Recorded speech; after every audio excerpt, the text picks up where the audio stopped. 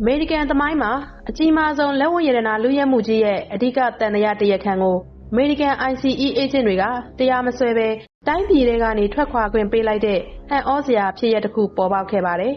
။လွတ်မြောက်သွားသူကတော့ဒေါ်လာတန်း100တန်ဖိုးရှိရွှေစိန်နဲ့ဇိမ်ခံနာရီတွေကိုလုယက်ခဲ့တဲ့ဂိုင်းကောင်းဆောင်ဗင်နီဇွဲလားနိုင်ငံသားဂျေဆန်ဖလော့စ်ဖြစ်ပါတယ်။သူဟာပြည်내အနှံ့မှာလက်နက်ကင်ပြီးနေကင်းကြောင်တောင်ဝင်ရောက်ဆင်းနှင်းမှုတွေကြောင့်ထောင်ဒဏ်တစ်သက်တစ်ကျွန်းအထိကြခံရနိုင်သူပါ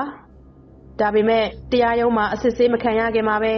ICE ကသူ့ကိုမိမိသဘောလျောက်ပြည်နှင်ဒဏ်ခံယူခွင့်ပေးပြီးဗင်နီဇွဲလားကိုလေယာဉ်နဲ့ပြန်လွှတ်ပေးလိုက်တာဖြစ်ပါတယ်။ဖက်ဒရယ်ရှေ့နေတွေတောင်ကြိုတင်မသိလိုက်ရတဲ့ဒီကိစ္စကြောင့်တရားခံကတော့တိုင်းပြည်ပြန်ရောက်ပြီးလွတ်မြောက်သွားပြီဖြစ်ပါတယ်။ဒီဖြစ်ရပ်ဟာ ICE ရဲ့ကြီးမားတဲ့ပေါ်ဆမှုတစ်ခုဖြစ်တာမို့အမေရိကန်အစိုးရပိုင်းနဲ့လွှတ်တော်အမတ်တွေကြားမှာတော့ဝေဖန်မှုတွေအတော်လေးပြင်းထန်နေပါတယ်။